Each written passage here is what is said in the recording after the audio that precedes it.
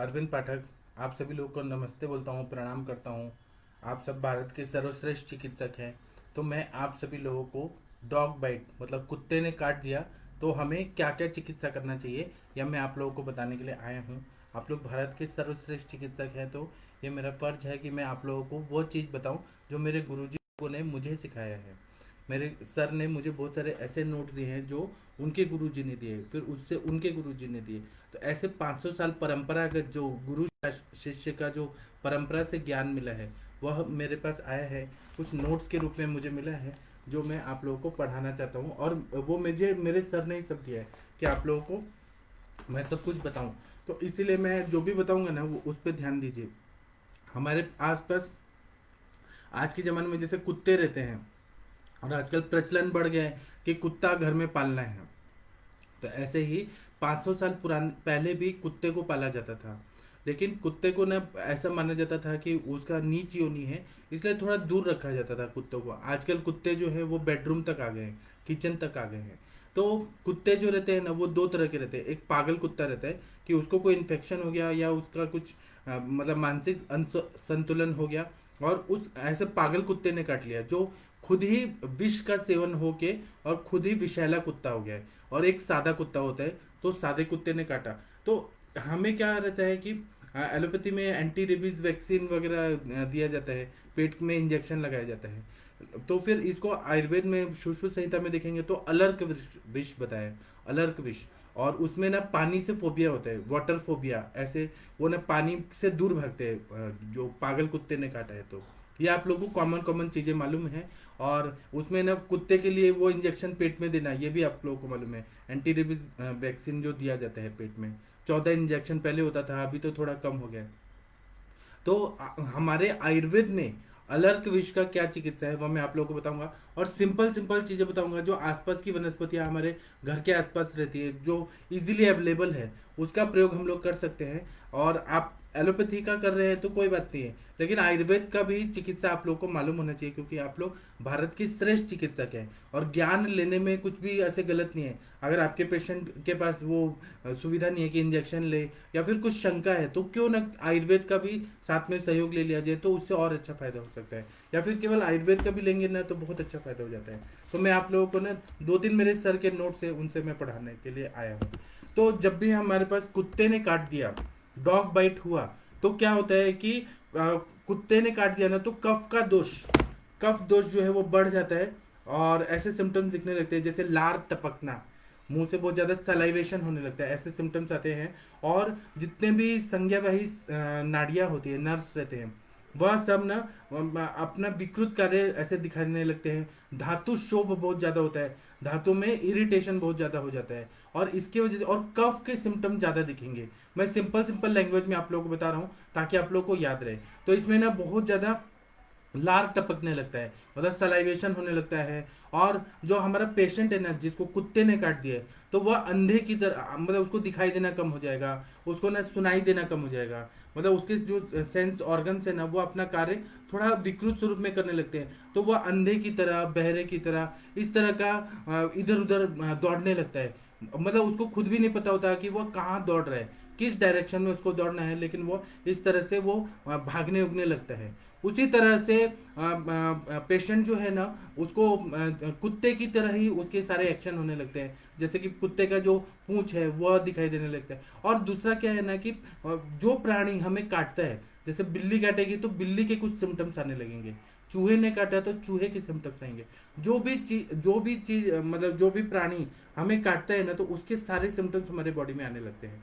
तो दूसरा क्या है कि वो कुत्ते को कैसे पहचानना है कि कुत्ता पागल हो गया है, कुत्ता अभी नॉर्मल नहीं है। तो उसके भी सिम्टम्स ऐसे ही हैं कि वो लार टपकाने लगता है, कुत्ता जो है वो पागल हो जाता है ना, उसको मतलब जंतु दुष्टता ऐसे आ जाती है। तो पागल कुत्ता जो रहता है ना, तो उसमें और वेटनरी डॉक्टर्स ज़्यादा अच्छे से बता सकते हैं, लेकिन हमारे इसमें ग्रंथों में ऐसा लिखा है कि पागल कुत्ता जो है वो बहरे की तरह, अंधे की तरह इधर उधर भागने लगता है। उसका जो पूंछ रहता है, उसका जो ये मुंह रहता है, उसी तरह से गला रहता है, वो एकदम खाली मतलब नीचे ऐसे लटक जाता है। उसके आंखें बहुत ज़्यादा पेन होती है, और उसी तरह से मुंह भी बहुत ऐसे खाली हो जाता है, बहुत नीचे हो जाता है।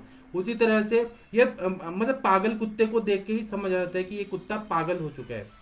तो अगर वैसे कुत्ते ने काट दिया और हमने डायग्नोस कर दिया कि यही कुत्ते ने काटा, ये पागल कुत्ता है, तो हमें चिकित्सा करना बहुत आसान हो जाता है। उसी तरह से दंश लक्षण क्या होते हैं, पागल कुत्ते ने काट दिया तो बॉडी में क्या क्या सिम्टम्स दिखेंगे उसको जानना बहुत जरूरी है। तो अगर पागल कुत्ते ने काटा तो उसके वजह से क्या होता है कि बहुत ज्यादा, जहां पर भी दंश लगा है, काटा है, वहां पर वो एरिया जो रहता है वो काला काला, वहां से ब्लड आने लगता है, एकदम ब्लैक कलर का ब्लड आने लगता है। उसी तरह से छाती में दुखने लगता है पेशेंट को, उसको लगता है पूरा चेस्ट पेन हो रहा है, हेडेक बहुत ज्यादा होने लगता है। उसी तरह से उसको फीवर बहुत ज्यादा आता है। और उसी तरह से फिर क्या होता है कि पूरा बॉडी जो है ना वो स्टिफ होने लगता है, अगर पागल कुत्ते ने काट दिया तो। उसी तरह से उसको प्यास बहुत ज्यादा लगती है, उसको मूर्छा आती है, अनकॉन्शियसनेस ऐसा फीलिंग होने लगता है। उसी तरह से उसके पेशेंट जो है उसको बुद्धि में भ्रम होने लगता है, मतलब उसको क्या करना है क्या नहीं करना है वो समझ नहीं आता है, चक्कर आने लगता है, उसको भ्रम होने लगता है। उसी तरह से संताप होता है, उसका टेम्परेचर हाई हो जाता है, उसको सांस फूलने लगती है पेशेंट को। इसी तरह से उसको खांसी बहुत ज्यादा आती है। उसी तरह से आंखें जो है वो पीली हो जाती है, येलोइश उसका स्क्लेरा जो है आंखों का वो पूरा पीला पीला हो जाता है। उसी तरह से वो यूरिन करता है ना तो उसमें बहुत सारे कीड़े टाइप निकलने लगते हैं, ऐसा फील होने लगता है। उसी तरह से कुत्ते की तरह वो भौंकने जैसा फील होने लगता है। फिर मतलब वो भौंकेगा, जो कुत्ते ने काटा है तो कुत्ता की तरह भौंकने लगता है पेशेंट, ऐसे हाव भाव ऐसे होने लगते हैं कि कुत्ते की तरह ही हो रहे हैं। उसी तरह से जो भी उसको मिलेगा ना, मनुष्य या कोई भी, तो जिस तरह से कुत्ता कैसे चाटता है, जीभ से चाटता है, वैसे ही ये पेशेंट भी जो है ना ये चाटने का कोशिश करता है नॉर्मल इंसान को। ये मैंने देखा है जब मैं पीएचसी और आरएच में इंटर्नशिप कर रहा था ना, तो कुत्तों ने काटा था, वो भी पागल कुत्तों ने काटा था। तो मैंने ऐसे पेशेंट देखे हैं जो ऐसे सिम्टम्स दिखने लगते हैं। तो हमें ना ये डायग्नोज करना बहुत जरूरी है कि पागल कुत्ते ने काटा है तो क्या क्या सिम्टम्स है, और उसी तरह से नॉर्मल कुत्ते ने काटा तो इतने सिम्टम्स नहीं दिखेंगे। तो हमें डायग्नोज करना बहुत जरूरी है। डायग्नोसिस अगर परफेक्ट हुआ तो हम लोग ट्रीटमेंट अच्छे से कर सकते हैं। उसी तरह से हम लोग अगर देखेंगे तो यह ना बारिश के पहले अगर कुत्ते ने काट दिया तो सिम्टम्स जो रहते हैं वो विष वाले सिम्टम्स ज्यादा दिखाई देने लगते हैं। मतलब विषैले अगर बारिश के आसपास अगर ज्यादा देखने लगे तो बहुत ज्यादा ऐसा सिम्टम्स आने लगता है। उसी तरह से सभी दोषों का कोप होने लगता है, वात पित्त कफ है वो प्रकोपित हो जाते हैं, ऐसे सिम्टम्स आ जाते हैं। उसी तरह से सांप ने अगर काटा तो सांप की तरह सिम्टम्स आने लगते हैं। उसी तरह से अगर खच्चर ने काटा, गधे ने काटा, ऊंट ने काटा, जो भी प्राणी काटेगा उसका दंश का, तो वैसे सिम्टम्स दिखने लगते हैं। उसी तरह से बंदर ने काट दिया तो बंदर के हाव भाव सब दिखाई देने लगेंगे। इसी तरह से हमें ये समझना चाहिए कि कौन से प्राणी ने काटा है और वो पागल है कि नॉर्मल है, इसको हमें डायग्नोस करना चाहिए। उसी तरह से सविष विष युक्त अगर कुत्ते ने काट दिया तो उसमें हमें अगर नॉर्मल कुत्ते ने काटा है तो उसके सिम्टम्स अलग होंगे, और जो पागल कुत्ते ने काटा है तो उसके सिम्टम्स अलग होंगे। और अगर पागल कुत्ते ने काटा है तो वो असाध्यता की तरफ जाता है, और उसको ना हर जगह ना पानी से डर लगने लगता है, वाटर से फोबिया होने लगता है। और पेशेंट, और वो टिपिकली समझ आता है हमारे पास जब भी पेशेंट आते हैं। मैंने क्योंकि देखा है आरएच में, रूरल हॉस्पिटल में देखा है गवर्नमेंट के, जब मैं इंटर्नशिप कर रहा था तो वहां पे देखा है कि ऐसे रहते हैं, वाटर फोबिया रहता है। पानी अगर एक गिलास भी पानी देखे ना पेशेंट बहुत दूर दूर भागता है, और बाद में फिर मृत्यु होगी, डेथ हो जाती है, ऐसे हमें देखने को मिलता है। एक मिनट रुके, मुझे एक फोन अटेंड करना है। हेलो, तुम्ही प्लीज तिकडे ठेवा, मी लेक्चर घेतोय ऑनलाईन। तुम्ही प्लीज आतमध्ये ठेवा, मी फोन कट करत होता कारण मी लेक्चर घेतोय।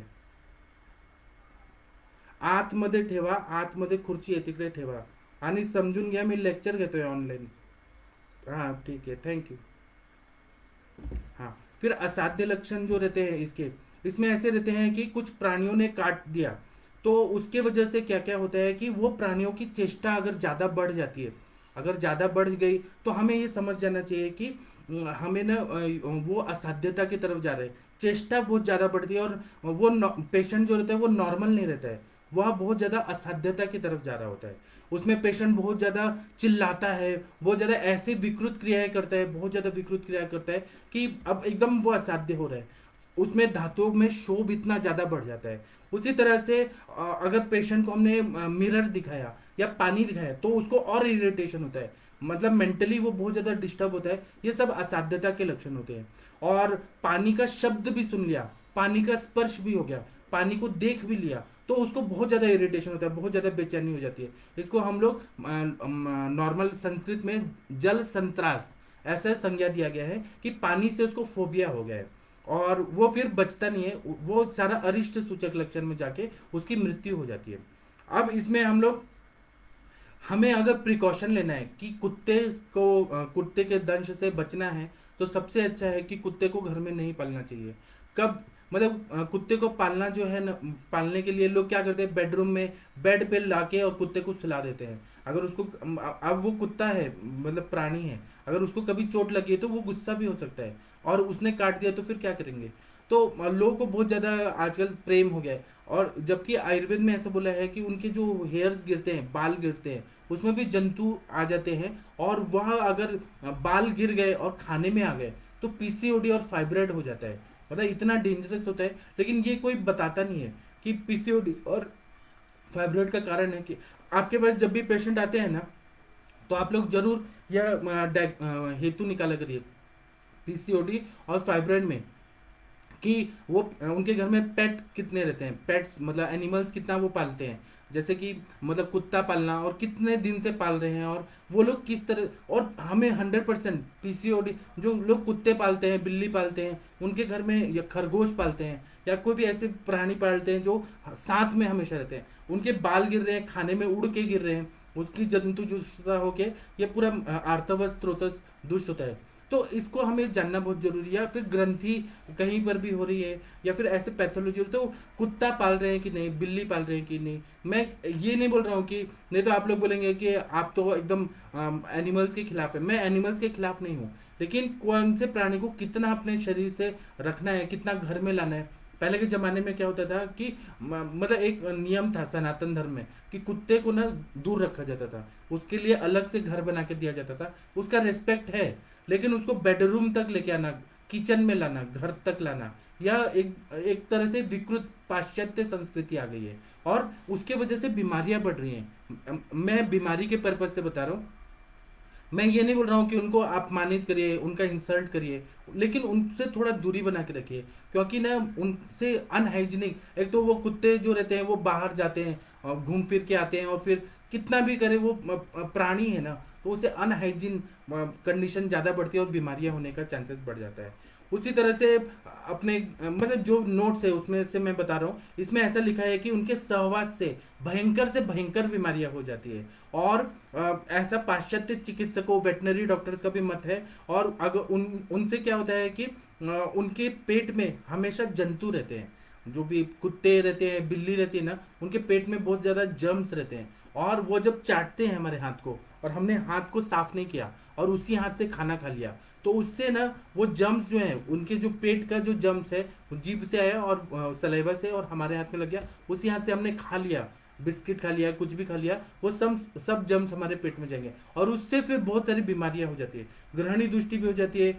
इसीलिए ना ऐसा बोलते हैं कि भारतीय संस्कृति में कुत्ता और बिल्ली, इसको दूर रखना चाहिए, और इसको अमंगलकारी बोला है, अमंगलकारी बोला है। और आप लोगों को मालूम होगा कि यमराज जो है, यमराज की जो सवारी है वो कुत्ता ही, यमराज की सवारी तो ये भैंस है, लेकिन कुत्ता किसका है, भैरवनाथ का, भैरवनाथ का जो सवारी है वो कुत्ता है। तो इसीलिए ना उसको थोड़ा दूर माना जाता है। जो वैष्णो देवी की आप लोगों को मंदिर मालूम है, वैष्णो देवी के पास जो भैरवनाथ का मंदिर है, वहां पे कुत्ता उनका वो सवारी है, तो इसीलिए उसको अशुभ माना जाता है कुत्ते को। आप उनमें, हम लोग क्या है कि कण कण में भगवान मानते हैं, हर जगह भगवान है, कुत्ते में भी ईश्वर है, सब कुछ है, लेकिन इतना भी नहीं होना चाहिए कि अशुभ चीजों को हम इतना साथ में कर लें और फिर हम खुद बीमार पड़ जाएं। शरीर के हिसाब से कोई रोग ना हो, इसलिए कुत्ते को दूर रखने के लिए बोला गया है। अब कुत्ते ने काट दिया, पागल कुत्ते ने काटा या फिर नॉर्मल कुत्ते ने काटा, उनकी चिकित्सा क्या क्या वनस्पतियों से हम लोग कर सकते हैं वो मैं आप लोगों को बताऊंगा, और सिंपल सिंपल दवाइयां मैं बता रहा हूँ। जैसे कि अगर ना कुत्ते ने काट लिया, तो हम लोग को क्या करना है कि कुचला नाम की वनस्पति होती है, कुचला का बीज लेना है और पानी में या दूध में ऐसे पीस देना है, पूरा दूध में या पानी में। विष की अब ऐसा बताया ना कि स्थावर विष की चिकित्सा क्या है, जंगम विष। जंगम विष की चिकित्सा क्या है, तो स्थावर विष। तो अभी कुत्ता जो है वो कैसे है, जांगम विष है, प्राणी वाला है, तो उसकी चिकित्सा स्थावर विष है। तो सारे द्रव्य जो है वह वनस्पति वाले ही होंगे, क्योंकि प्राणी की चिकित्सा, प्राणी वाले जो जांगम विष है उसकी, उसको एंटीडोट क्या है, तो जंगम विष। जांगम विष का क्या है, तो स्थावर विष है। तो इसलिए वनस्पति वाले ही सारे द्रव्य हैं। तो कुचला का बीज है, उसको पानी में या दूध में पूरी तरह से ऐसे पीस देना है, और फिर उसका 2 या 3 गुंजा की मात्रा में, एक गुंजा मतलब 125 mgm, तो 2 गुंजा या 3 गुंजा इतना मात्रा में लेकर, और फिर हमें क्या करना है कि शक्ति को देखना है, पेशेंट कितना ले सकता है, उसका अग्नि कैसा है, उसका बल कैसा है, ये देखकर, और उसको ना पानी में मिक्स करके और फिर पिलाना, या फिर पिला के पानी पिलाना है या दूध पिलाना है। तो इस, और या फिर हमें क्या करना है कि कुचला का बीज जो है वो उसका कल्क टाइप बना के, जहां पे कुत्ते ने काटा है वहां पे वो लगा देना है, या दूध में लगा मिक्स करके और वहां पे लगा देना है कल्क को। तो इससे कुत्ते का विष जो है वो पूरी तरह से नष्ट हो जाता है। अगर पागल कुत्ते ने भी काटा है तो कुचला का बीज का जो ये लेप है यह पूरी तरह से ठीक हो जाता है। और कुचला का बीज आप लोगों को कहीं पर भी मिल जाएगा। आप लोग पंसारी की दुकान पर जाएंगे जहां काष्ठ औषधियां मिलती हैं, वहां से आप लोगों को मिल जाएगा।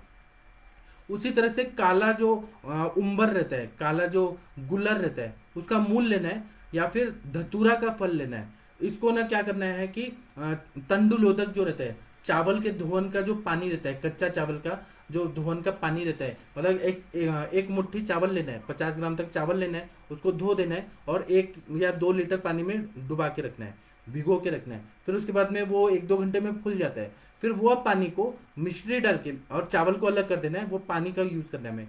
उसको तंडुलोदक बोलते हैं, तंडुल से बनाया हुआ, तंडुल मतलब चावल, उससे बनाया हुआ जो पानी है वह मिश्री डाल के उसके साथ में क्या करना है, तो काला उम्बर, उम्बर मतलब गुलर, जिसको हम काकोदुम्बर बोलते हैं, गुलर बोलते हैं, तो उसका मूल जो रहेगा वो ले लेंगे, या धतूरा का जो फल होता है उसको, उसका कल्क बना के और थोड़ा सा लेके और तंडुलोदक पी लेना है। तो इससे ना पूरी तरह से ये पूरी तरह से ठीक हो जाता है। उसी तरह से गुड़ लेना है, तेल लेना है, और जो अर्क क्षीर होता है, अर्क क्षीर आप लोगों को कहीं पर भी मिल जाएगा, उसका जो क्षीर है उसको मिक्स करना है। गुड़ तेल, तिल तेल हो गया, गुड़ हो गया, और अर्क का क्षीर हो गया, इसको मिक्स करना है। और फिर इसको खाना नहीं है, इंटरनली नहीं खाना, इसको कुत्ते ने काटा है वहां पर लगा देना है। गुड़, तिल तेल और जो अर्क शीर है उसको मिक्स करके वहां पे लेप लगा देना है। अर्क शीर जो है ना वो आंखों को नहीं लगना चाहिए, नहीं तो आंखें खराब हो जाती है।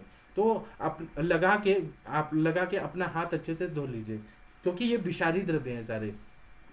उसके बाद में क्या करना है, एक और उपाय बताता हूँ, बहुत सारे उपाय हैं। आप लोग को ये जरूर सुनने के लिए, जितना सुन के आप लोग लिख लेंगे, नोट कर लेंगे, आप लोग अप्लाई करिए और मुझे भी बताइएगा। और क्योंकि मैंने यूज किया है तो मुझे, क्योंकि हमारे एरिया में क्या था, मतलब आज से 10 साल 15 साल पहले तो कुत्तों की गैंग रहती थी। मतलब एक बार में 25-25 कुत्ते एक साथ आते थे, और मतलब कुत्तों का आतंक इतना ज्यादा बढ़ गया था पुणे, मतलब पुणे सिटी में।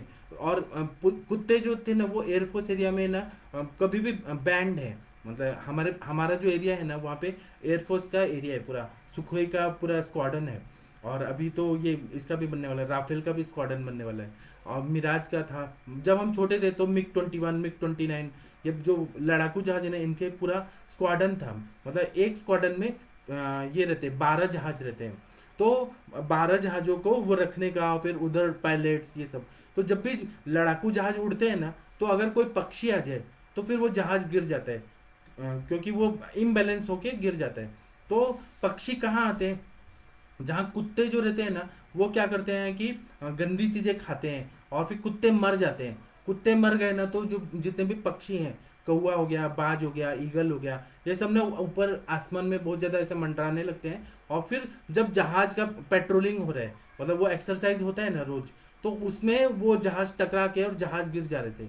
तो फिर यहाँ इंडियन एयरफोर्स ने ऐसा रूल निकाला कि कुत्ते, मतलब मेरे एरिया में नहीं, ये सिविल एरिया है, डिफेंस एरिया में ऐसे रूल निकाला। और एक खास कुछ आदमी रखे जो ऑफिसर ही थे, उनको एयरमैन लोग जो थे उनको रखा कि आप लोगों ने जैसे ही कुत्ते देखे शूट कर दो आप, और शूट करके उसकी बॉडी को आप पूरा डंप कर दो, गड्ढे में डाल दो। वहां पर कुत्ते नहीं दिखने चाहिए, क्योंकि जहाज, अब एक जहाज जो है, अगर आप लोगों ने सुखोई देखा, राफेल देखा, तो 900 करोड़ और 1,500 करोड़ के एक जहाज होते हैं, और वो भी कुत्ते मरने की वजह से, पक्षी अगर गिर रहे हैं, पक्षी मंडरा रहे हैं, तो जहाज हमारा इतना 1,500 का भारत का नुकसान हो जाएगा, भारत सरकार का। और वो भी सारे रशियन जहाज थे। तो अभी तो बहुत सारे को डीकमीशन कर दिया है, मिग 21, मिग 29। अभी ज़्यादातर कौन से जहाज चलते हैं, तो सुखोई और राफेल, इन सब का है। तेजस विमान भी आ गया है। तो ये बात हमें बचपन में सब हम लोगों ने देखा है कि बहुत सारे लोग ऐसे आते थे, जब हम स्कूल जा रहे होते थे तो लोग ना कुत्तों को उड़ा ऐसे गोली मार देते थे, शूट कर देते थे। तो हमको लगता था कि ये लोग कितने निर्दयी हैं कि कुत्तों को मारते हैं। लेकिन मैंने जब उन लोगों से बात किया, वो अंकल लोग थे, मेरे पापा के यूनिट में ही काम करते थे, तो उन्होंने ये बताया कि जहाज उड़ जाता है बेटा, ऐसे बताया। तब पता चला। लेकिन हम जब सिविल एरिया में आए, मेरे पापा ने एयरफोर्स छोड़ दिया, जब हम सिविल एरिया में, तो कुत्ते बहुत ज़्यादा थे यहाँ पे, बहुत ज़्यादा थे। तो कुत्तों का आतंक होता था, कुत्ते कभी भी काट देते थे। ऐसे ही मैं जब बारामती सुपा में जब इंटर्नशिप कर रहा था 2002 में, तो वहां पर तो जो ओपीडी होती थी ना, वहां पे रोज के 500 लोग आते थे, और कुत्ते ने डॉग बाइट, सारे डॉग बाइट के पेशेंट आते थे। कुछ पागल कुत्ते वाले भी आते थे, तो वो तो मर जाते थे, मतलब उनको वाटर फोबिया हो गया और समझ जाते थे पागल कुत्ते ने काटा है। और बाकी तो इतने सारे डॉग बाइट के पेशेंट होते थे, तो हम लोग को ऐसे लिखने को इंस्ट्रक्शन था इंटर्नशिप में, ARV का इंजेक्शन लिखो, एंटी रेबीज वैक्सीन देना है, पेट में इंजेक्शन देना है। और मतलब ऐसे सिस्टर लोग को इंस्ट्रक्शन था। 500 रोज कुत्ते काट के लोग आते थे, वो पूरा एरिया में जितने भी थे ना। और बारामती जो है, वो महाराष्ट्र के जो मुख्यमंत्री थे शरद पवार जी, उनका गांव है। और मतलब वो बारामती सुपा थोड़ा अलग है, बारामती जिले में ही थोड़ा अलग है, और गांव का एरिया है। लेकिन बारामती तो शरद पवार जी ने इतना बढ़िया बनाया है ना, वहां पे ये सब प्रॉब्लम नहीं है। लेकिन ये बारामती सुपा का एरिया था। तो मैंने ऐसे पेशेंट देखे हैं। तो ये जो नोट्स वगैरह थे ना, हमारे सर ने उस टाइम दिए थे, तो मैं ये नोट्स का कुछ कुछ यूज करता था, क्योंकि गांव का एरिया था पूरा। तो मैं कुछ कुछ जैसे धतूरा का बीज लाया, जबकि हमें एलोपैथी लिखना था, लेकिन मैं लोगों को बोलता था कि मैं आयुर्वेदिक भी करूंगा। तो वहां पर मैंने काम किया है, और मुझे अच्छा रिजल्ट मिला। तो जो मैंने प्रैक्टिकली अनुभव किया है कि ये सब में बहुत सारा रिजल्ट मिलता है, वही मैं आप लोगों को बता रहा हूँ। तो अभी क्या करना है, अपामार का जो मूल है बारिश में आ जाता है। और आप लोग को एक बात और बताना रह गया कि शरद पवार जी ने ना बारामती को इतना बढ़िया बनाया ना, मतलब वो अभी 81 साल के हैं, इतने अच्छे नेता है ना। महाराष्ट्र को उन्होंने मतलब जन्नत बना दिया, इतना अच्छा स्टेट बना दिया है बारामती को शरद पवार जी का। आप बारामती अगर देखेंगे ना, तो आपको लगेगा कि गांव को उन्होंने पुणे और बॉम्बे जैसा एकदम अच्छा सा बना दिया है, विद्यानगरी बना दिया है। और वहाँ पे सब मेडिकल कॉलेज है, इंजीनियरिंग कॉलेज है, बीएड कॉलेज है, इतना बढ़िया बनाया है ना। मतलब उन क्या विजनरी नेता है, मतलब मुझे तो बहुत अच्छे लगते हैं, भारत के बहुत अच्छे नेता हैं वो। तो हाँ, फिर मैं ये बता रहा था, अभी विषय पे आते हैं। तो अपामार का जो मूल होता है ना, वो 1 तोला लेना है, और उसको कूट के पूरी अच्छे से कल्क बना के मध के साथ पेशेंट को देना है। अपामार्ग मूल भी है, वो विषग्न है, अगध द्रव्य है, वो अलर्क विष के लिए, कुत्ते ने काटने की वजह से जो ये विष का प्रभाव होता है, उसको ये दूर कर देता है। उसी तरह से जहां पे दंश स्थान हुआ है, कुत्ते ने काटा है, वहां पर क्या करना है कि कुमारी का पत्ता लेना है, या कुमारी का जो एलोवेरा का जो अंदर का जेल होता है, फ्रेश जेल लेना है, और उसको पूरा जेल को निकाल के सेंधा नमक डाल के, और कुत्ते ने काटा है वहां पे लगा के सेंधा नमक डाल के, और फिर बांध देना है। तो और फिर ना क्या होता है कि 3 दिन तक बांधे रखना है, 3 दिन तक उसको खोलना नहीं है। तो इससे ना पूरी तरह से वो कुत्ते का काटा हुआ जो विष है, वो पूरा एब्जॉर्ब हो जाएगा उसमें, और वो नष्ट हो जाएगा। उसी तरह से अगर आप एलोवेरा का नहीं, जो ये अपामार का जो पत्ता रहता है, अपामार का जो पत्ता होता है, उसको भी अगर हम लोग बांध देंगे वहां पे जहां पे दंश का स्थान है, तो उससे भी जो ये कुत्ते ने काटा हुआ जो विष है, वो पूरी तरह से ठीक हो जाता है। लोकल एप्लीकेशन भी करना है, और इंटरनल भी अपामार के मूल का हम लोग को मधु के साथ कल्क का सेवन करना है। इससे पूरी तरह से दंश का जो विष का प्रभाव है, वो ठीक हो जाता है। पहले के जमाने में एंटी रेबीज वैक्सीन नहीं होता था, पहले के क्योंकि अंग्रेजों ने ये 200-250 साल पहले आयुर्वेद लेके आए। और जो हिपोक्रेट्स थे, फादर ऑफ मॉडर्न मेडिसिन, वो भी हमारे नालंदा यूनिवर्सिटी से पढ़ के गए वहां पे, और उन्होंने फिर रोम में जाके इसको एलोपैथी को डेवलप किया, और उन्होंने अलग थ्योरी निकाला। लेकिन वो पढ़े हैं भारत से ही पढ़ के गए हैं, ये आप लोग उनका हिस्ट्री निकालिए। तो मतलब पूरा जो आयुर्वेद है वही पहले के जमाने में होता था। और जो भी ये है ना, जो ज्ञान है, ये कब से ज्ञान आ रहा है मुझे नहीं मालूम है, लेकिन ये हम मुझे जहां तक मालूम है कि 500 साल पुराने वैद्यों का ये सारा नॉलेज है। उसी तरह से जो बबूल होता है, बबूल के कांटे के बहुत ज्यादा मिलते हैं महाराष्ट्र में। तो बबूल के पत्ते लेने हैं, जो कांटे वाले रहते हैं, महाराष्ट्र में, गुजरात में बबूल का पेड़ सब जगह रहता है। आप लोग ट्रेन से कभी मुंबई आ रहे होंगे, मालेगांव आ रहे होंगे, भुसावल, तो आप लोग को मनमाड़, तो आप लोग को नासिक या पुणे या पूरे महाराष्ट्र में देखें तो बबूल के कांटे सब जगह रहते हैं। अब उन्होंने, आचार्य लोगों ने कितना अच्छा यूज किया है कि बबूल के पत्ते लेने हैं और उसको ना रस बनाना है, स्वरस बना के, और घी के साथ और थोड़ा सा कस्तूरी डाल देना है और उसके साथ मिक्स करके और वह पिलाना है। तो कुत्ते ने काटा है वह पूरी तरह से वह विष का प्रभाव नष्ट हो जाता है। उसी तरह से शतावरी का मूल का रस लेना है, शतावरी मूल का रस को लेके और फिर दूध के साथ पीना है। तो इससे भी पूरी तरह से, शतावरी मूल जो है वो विषाग्न है, अगध द्रव्य है, रसायन भी है। तो कुत्ते ने काटा हुआ जो भी विष है वह प्रभाव पूरी तरह से नष्ट हो जाता है। इसी तरह से जो मुर्गा होता है या मुर्गी का जो विष्टा होता है, पुरुष होता है, उसका लेप लगाना है जहाँ पे कुत्ते ने काटा है। कितना बढ़िया इन्होंने बताया कि मतलब पुरुष का भी यूज बता दिया है। तो कुत्ते ने काट दिया आपके पेशेंट को और वो आपके पास आया और मुर्गी के विष्टा का लेप लगा दिया, या फिर तिल तेल ले लिया, तिलकुट ले लिया और गुड़ ले लिया और अर्क शीर, इसका ना ऐसे अपने एक पेस्ट बना दिया और इसको ना पेस्ट बना के और फिर वहां लगा दिया, या फिर आपने पानी में घोल के और उसको पीने के लिए दिया। थोड़ा सा अर्क शीर पेट में भी गया तो कोई ऐसे दुष्परिणाम नहीं होता है, आंखों में नहीं लगना चाहिए। तो ऐसे जब किया ना तो नया नया जो दंश है उसमें बहुत अच्छा वो दंश का प्रभाव जो है वो पूरी तरह से नष्ट कर देता है। उसी तरह से शिरीष नाम की वनस्पति होती है। शिरीष का पेड़ बड़ा बड़ा पेड़ होता है, आप लोगों ने देखा होगा। तो शिरीष का बीज होता है वह लेना है, और ये लेना है स्नुही लेना है, स्नुही, जो हम लोग क्षार सूत्र में स्नुही का प्रयोग करते हैं। कैक्टस टाइप रहता है जिसको मराठी में निवडुंग बोलते हैं। तो स्नुही का आप लोगों को ना शीर निकालना है, स्नुही शीर।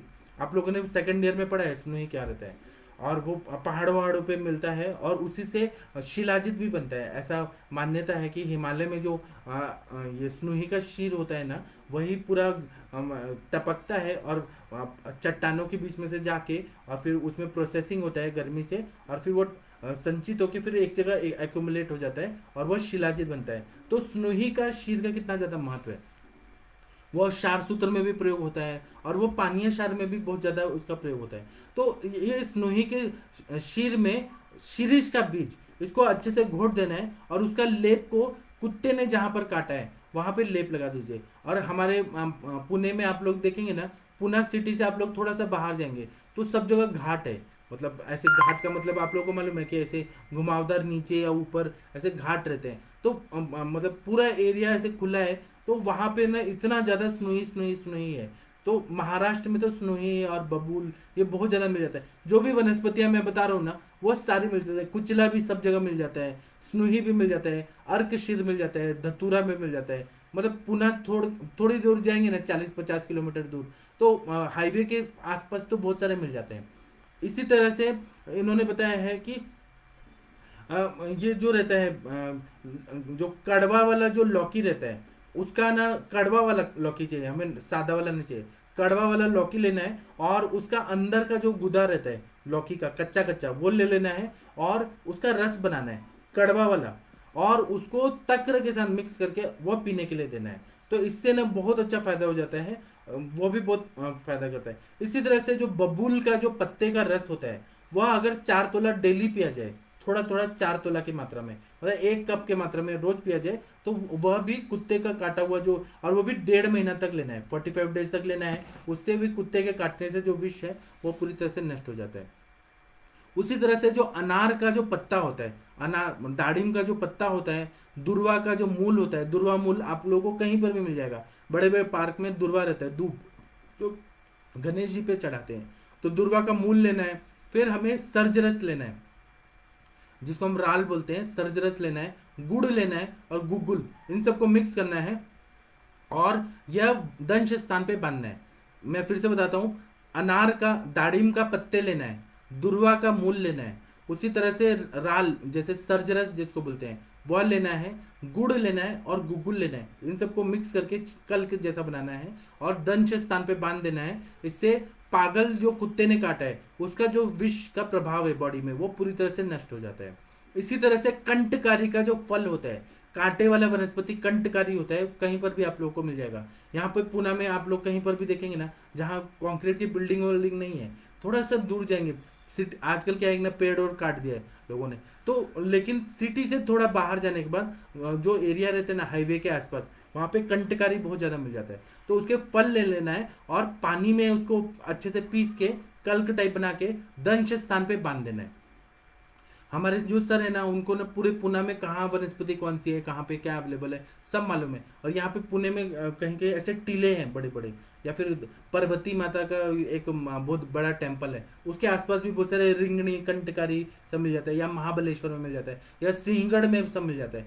आप लोगों को मालूम है, मालूम नहीं होगा, हमारे सर ना, जब मैं second year third year BMS में था, तो हमारे सर क्या करते थे, जमदग्नि सर, वो हमें कार में बिठा के और मतलब अपने अपने टू व्हीलर फोर व्हीलर से आप लोग आओ, और हर शनिवार को सर ने हमें लेके जाते थे सिंहगढ़ का जो किला है शिवाजी महाराज का। और किला कैसे बनाते हैं, सिटी से बाहर शिवाजी महाराज के बहुत सारे किले हैं, तो किला के जाते टाइम पूरा ऐसे रोड के आसपास भी वनस्पति होती थी, और किला के ऊपर जाते टाइम पर भी बहुत सारी वनस्पति होती थी। तो सर हमें ना वनस्पति दर्शन के लिए लेके जाते थे।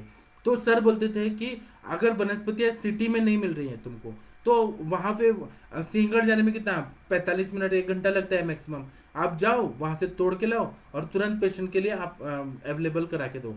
सुबह पेशेंट आए तो शाम को अवेलेबल करा के दो। तो या फिर आप बोल दो कि इस तरह का आप लेके आओ वनस्पति, लोगों को मालूम रहता है कंटकारी क्या होता है। तो ऐसे सर बोलते थे कि मेहनत करो, तभी आपके पेशेंट में बहुत अच्छा फायदा होगा। उसी तरह से जो महानीम होता है, जिसको बकायन नीम बोलते हैं, उसका मूल का रस लेना है और 1 तोला पीना है। या बकायन मूल का पंचांग में मिल जाए, जैसे छाल हो गया, पत्ते हो गए, या उसका छाल हो गया, जो भी चीज हमें मिल रहा है या फल मिल गया, इन सब को लेके और 1 तोला की मात्रा में उसका स्वरस बना के या कल्क बना के उसको खिला देना है पेशेंट को, और दूध और चावल खिलाना है। इससे कुत्ता का जो काटा हुआ जो भी विष है वह प्रभाव नष्ट होता है। तो सोचिए बकायन नीम जो रहता है, जिसको महानीम बोलते हैं, वो उतना कड़वा नहीं होता है, वह कितना यूजफुल है हमारे ट्रीटमेंट के लिए। उसी तरह, और ये बकायन नीम के बड़े बड़े वृक्ष आपको कहीं पर भी मिल जाएंगे, नीम के भी मिलते हैं, लेकिन बकायन नीम का कुत्ते के काटने में ज्यादा उपयोगी फायदा होता है। इसी तरह से अगर कुत्ते ने काट दिया और वह बहुत ज्यादा पागल हो गया है, पागल कुत्ता है, तो हमें क्या करना है कि जो सहचर होता है, सहचर, उसका ना सहचर को कूट के, सहचर का भी कल्क को मतलब उसका लेप लगा देना है, और या फिर उसका स्वरस या काढ़ा बना के और वो पेशेंट को देना है। सहचर का भी बहुत ज्यादा इसमें उपयोग रहता है। उसी तरह से मरीच लेना है, शुद्ध जयपाल लेना है, जयपाल बीज आप लोगों को मिल जाएगा जो इच्छा विधि रस में डाला जाता है। जयपाल लेना है, मरीच लेना है, शुद्ध हिंगू लेना है, टंकन चार लेना है, और जो कड़वा वाला जो लौकी का जो रस रहता है, या लौकी का जो अंदर का भाग रहता है पूरा, वो ले लेना है और उसमें ऐसे घोट देना है, और घोटने के बाद सुखा देना है, सुखा के रख लेना है, और वह गोली का सेवन कराना है, गुड़ के साथ देना है। तो इससे क्या होता है कि पेशेंट को रोज लूज मोशन होता है। फिर से मैं बताता हूँ, मरीच लेना है और जयपाल लेना है और शुद्ध हिंगू लेना है, टंकन क्षार लेना है, और जो कड़वा वाला जो लौकी रहता है उसके स्वरस में या कल्क में पूरी तरह से घोट के फिर सुखा देना है। सुखाने के बाद इसकी गोलियां बना देना है, और इसको विरेचन के रूप में यूज करना है, या इच्छा विधि रस की तरह इसमें सारा हो गया है। लेकिन उसमें ये लौकी का जरूर इसमें अंश होना चाहिए, कड़वा वाला लौकी का। या फिर आप इच्छा विधि रस को लौकी, कड़वा वाला लौकी का रस के साथ ऐसे स्वरस बना के उसके साथ भी पिलाएंगे तो लूज मोशन अच्छे से होगा इच्छा विधि के साथ। या फिर जो नाराज रस है, अश्वगंज की रस है, जिसमें जमाल गोटा रहता है, उसका मेडिसिन का लौकी के कड़वा जूस के साथ आप सेवन कराएंगे, अच्छे से विरेचन होगा। और कुत्ते ने काटा जो है, वह काटने का जो बॉडी में टॉक्सिन्स हो गए हैं तैयार, वह पूरी तरह से नष्ट कर देता है। तो इसमें कड़वा लौकी, इसका ज्यादा महत्व रहता है। उसी तरह से मरीच लेना है, फिर बरगद की छाल लेनी है, कड़वा वाला जो नीम रहता है, कड़ू नीम, नॉर्मल जो कड़ू नीम, जो नीम के पेड़ आप लोगों को मिल जाएगी, उसकी छाल लेनी है पेड़ का, और सफेद जो बृहति रहता है उसका मूल लेना है, और ये पानी में मिक्स करके इसका कल्क बनाना है, और ये कल्क को वहां पे लगा देना है। और अक्कल का राज जो रहता है, मोरचूद रहता है जो सस्यक हम लोग बोलते हैं, उसको भून के सस्य को और वचा डालना है, और जो भृंगराज का रस रहता है उसमें घोट देना है, और घोटने के बाद इसका लेप लगाना है। तो इससे भी कुत्ते ने जो काटा है ना, वह पूरा विष का प्रभाव नष्ट हो जाता है। उसी तरह से जो लौकी, जो कड़वा वाला लौकी रहता है, उसका तो प्रयोग है। एक ना तोरी होता है, तोरी, उसको आप यहाँ पे दोड़का बोलते हैं, तो कड़वा वाला लेना है, और अंदर का जो भाग रहता है उसको लेके और पानी में उसको अच्छे से घोट देना है, और फिर वह पेशेंट को देना है। जो तोरी का सब्जी आप लोगों को शुद्ध हिंदी में बोलते हैं, तोरी का सब्जी कड़वा वाला चाहिए हमें। तो यह भी बहुत अच्छा काम करता है। मतलब देखिए, आयुर्वेद में कड़वा कड़वा चीज का भी बहुत ज्यादा प्रयोग बताया है। वो विषज्ञ विष को नष्ट करता है।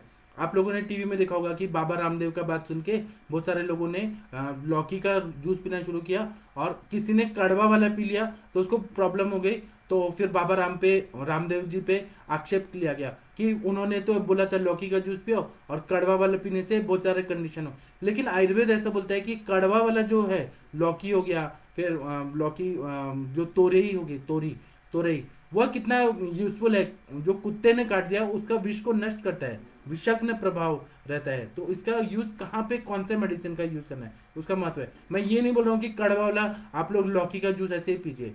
जहां पे विष का प्रभाव है, कुत्ते ने काटा है, वहां पे पीने के लिए मैं बता रहा हूँ। इसी तरह से अगर ना जो पुराना जो जंगली जो केला होता है, जो जंगल में पाया जाता है केला, उसका बीज ले लेना है, और उसको काट के कूट कूट के, और उसको गोली टाइप बना के, और उसको खाने के लिए दीजिए। जंगली जो केला होता है उसका बात, पहले के जमाने में जंगल में बहुत सारे केला पाए जाते थे, उसको खाने के लिए बोल रहे हैं। फिर उसी तरह से गोरख मुंडी का जो पंचांग होता है, गोरख मुंडी नाम की वनस्पति होती है, उसका पंचांग को लेके गोमूत्र में मिक्स करके वह पीने के लिए देना है। उससे भी कुत्ते का काटा हुआ जो विष का प्रभाव है वो उतर जाता है, पूरी तरह से ठीक हो जाता है।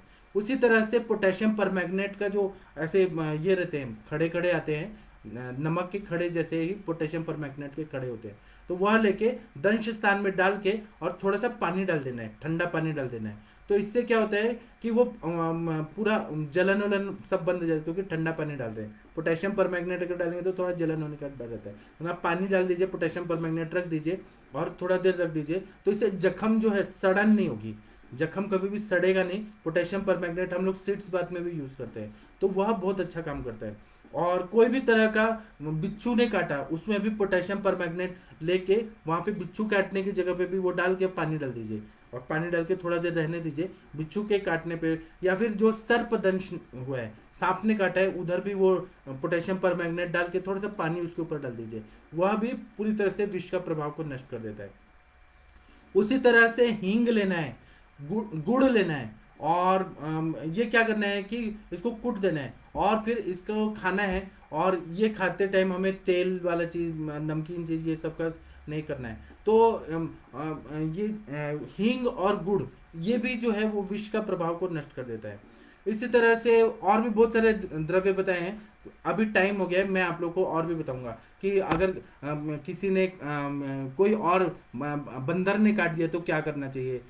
मैं और भी आगे आने वाले सत्र में आप लोगों को बताऊंगा, क्योंकि ना बहुत ही इंटरेस्टिंग है। अलग अलग प्राणियों ने काटा तो और क्या क्या करना चाहिए। आप लोग ना भारत के सर्वश्रेष्ठ चिकित्सक है, इसलिए देखिए मैं कहाँ कहाँ से क्या क्या आयुर्वेद का सारा जो खजाना है वह मैं लेके आता हूँ, और आप लोग ना ये यूज करने वाले हैं, मुझे मालूम है। आप तो क्या है ना कि आप लोग यूज करेंगे, आपका प्रैक्टिस अच्छा हो जाएगा। आप लोग ये नहीं बोलेंगे कि डॉग बाइट में आयुर्वेद में कोई चिकित्सा नहीं है। आयुर्वेद में है, सिंपल सिंपल है कि आप अपामार का मूल लीजिए, स्नुही का, जो जो मैंने बताया वो यूज करें, सच में 100% रिजल्ट आता है। हाँ, डॉक्टर प्रियंका जी नमस्ते प्रणाम आपको। डॉक्टर सोनम जी नमस्ते प्रणाम आपको। डॉक्टर विवेक अवस्थी जी नमस्ते प्रणाम आपको। डॉक्टर कैलाश चावला जी, भारत के सर्वश्रेष्ठ चिकित्सक लोगों को मेरा कोटि कोटि प्रणाम। आप लोग सम्मान्य चिकित्सक हैं, और न हमें न कभी भी न कोई भी ऐसी बात नहीं करना चाहिए कि किसी को कुछ बुरा लगे हमें। अभी देखिए मुझे एक फ़ोन आया था अभी लेक्चर के दौरान ही, तो एक बूढ़े बाबा थे, वो मेरा कुछ दवाई लेके आए थे, और उनको मालूम नहीं था कि मैं लेक्चर ले रहा हूँ। तो मैंने उनको फ़ोन करके अच्छे से बात कर दिया, क्योंकि उनको मालूम नहीं, मैं फ़ोन कट कर रहा था तब भी कर रहे थे, और वो दूर से आए थे। तो हमें ना कभी भी कोई भी शब्द ना किसी को हर्ट हो, ऐसा नहीं करना चाहिए, हमें रिस्पेक्ट करना चाहिए सभी का। डॉक्टर राजकुमार जी नमस्ते प्रणाम आपको। डॉक्टर जयदेव सिंह जी नमस्ते प्रणाम आपको। डॉक्टर रवि कुमार सिंह जी नमस्ते प्रणाम आपको। डॉक्टर आलोक कुमार जी नमस्ते प्रणाम आपको। डॉक्टर रेखा शिंदे जी नमस्ते प्रणाम आपको। डॉक्टर सविता जी नमस्ते प्रणाम आपको। डॉक्टर रवि जी बोल रहे हैं कि फेसबुक पर कंटिन्यूएशन ब्रेक हो जाता है। हाँ, आपकी बात सही है सर, अब ये टेक्नोलॉजी का मुझे उतना मालूम नहीं है। डॉक्टर सुखदेव जी नमस्ते प्रणाम आपको। हाँ, अरविंद जी बोल रहे हैं कि सूक्ष्म त्रिफला कैसे बनाएं, ये मार्केट में नहीं मिलता है। सूक्ष्म त्रिफला बनाने के लिए आप त्रिफला ले लीजिए, उसका क्वाथ बनाइए, और त्रिफला को आप खलबत्ता में रख दीजिए, खलवी यंत्र में, और एक भावना डाल के उसको घोटिए। उसके बाद दूसरा भावना डाल के फिर घोटिए, फिर तीसरा भावना डाल के, और हर भावना के बाद वो सूखते रहना चाहिए, इतना मेहनत लगता है। ऐसे 45 बार भावना देने के बाद फिर उसमें कज्जली युक्त बनाइए या बिना कज्जली युक्त, दो तरह का बनता है। तो ये जो रहता है ना, वो इतना अच्छा एंटीबायोटिक रहता है। बड़ा से बड़ा जो इन्फेक्शन रहता है, सल्फिंजाइटिस, टॉन्सिलाइटिस, फेरेंजाइटिस, अपेंडिसाइटिस, पैंक्रेटाइटिस, हर तरह के जो आइटिस वाले इन्फ्लेमेटरी कंडीशन होते हैं, उसमें ये सूक्ष्म त्रिफला आयुर्वेद का वरदान है कि इतना बढ़िया काम करता है। और इसका रेफरेंस क्या है वो मैं आप लोगों को बताऊंगा, अपने ग्रंथों में ही रेफरेंस है। इस तरह से आप बना सकते हैं, आपके पास अगर नहीं है तो मैं आप लोगों को भेज दूंगा। लेकिन इसमें इतना मेहनत लगता है कि वो काढ़े का भावना देना है हमें, त्रिफला में ही उसी त्रिफला क्वाद की भावना देनी है। इसी तरह से मेरे पास जो है ना, रस पाचक, रक्त पाचक, मांस पाचक, मेदोपाचक, उन्हीं के काढ़ा की भावना दी है, इसलिए वो ज़्यादा इफेक्टिव रहता है। डॉक्टर नवरतन शर्मा जी नमस्ते प्रणाम आपको। डॉक्टर सोनिया जी बोल रही हैं कि नमस्ते sir, after first dose of vaccine abscess formed all over the body, one female patient first day 6 times. आप इसमें क्या करिए सोनिया जी, मैं जो बोल रहा हूँ ना, सूक्ष्म त्रिफला और एकेटी दीजिए, अमृता गुगुल, कैशोर गुगुल, त्रिफला गुगुल और सूक्ष्म त्रिफला दीजिए। अगर मैं अभी आपको क्या करता हूँ, मैं अपना नंबर देता हूँ, अगर मुझे वो पेशेंट का एब्सेस का फोटो भेज देंगे तो मैं आपको और चीज़ बता सकता हूँ, लेकिन कॉमनली हम यही देते हैं, सूक्ष्म त्रिफला, अमृता गुगुल, कैशोर गुगुल, त्रिफला गुगुल। तो इससे वो एब्सेस पूरी तरह से ठीक होता है। आप मुझे फोटो भेजेंगे तो मैं आपको और कुछ सजेस्ट कर सकता हूँ। डॉक्टर विकास जी नमस्ते प्रणाम आपको। डॉक्टर श्रुति निगम मैम नमस्ते प्रणाम आपको। डॉक्टर आलोक कुमार जी नमस्ते प्रणाम आपको। डॉक्टर देवांशु जी बोल रहे हैं कि पुनर्नवा कंपनी का शीर्ष पुस्तक घन स्वरस मार्केट में मिलता है। हाँ, ये पुनर्नवा कंपनी का बता रहे हैं कि शीर्ष पुटपाक घन स्वरस मिलता है, बहुत अच्छा बताया। पुनर्नवा कंपनी शायद अहमदाबाद का बोल रहे हैं, वहाँ का मिलता है। मुझे ज़्यादातर कंपनी में मेडिसिन का मालूम नहीं है, लेकिन आपने बताया तो मुझे याद है, कुछ कुछ कंपनी का मालूम है, बाकी मुझे डिटेल में मालूम नहीं है। क्योंकि क्या है ना कि हमारे यहाँ पुणे में हमारे सर लोग, मतलब जो वैद्य लोग हैं, वो खुद ही दवाइयाँ बना देते हैं, तो हमें कंपनी वाले प्रोडक्ट्स लेने की जरूरत ही नहीं पड़ती है। डॉक्टर वरुण कुमार जी नमस्ते प्रणाम आपको। डॉक्टर सत्यभान जी नमस्ते प्रणाम आपको। डॉक्टर वर्षा पटेल जी नमस्ते प्रणाम आपको। डॉक्टर स्वर्णा जी नमस्ते प्रणाम आपको। डॉक्टर मुनीश शर्मा जी नमस्ते प्रणाम आपको। डॉक्टर गौरव खुराना जी नमस्ते प्रणाम आपको।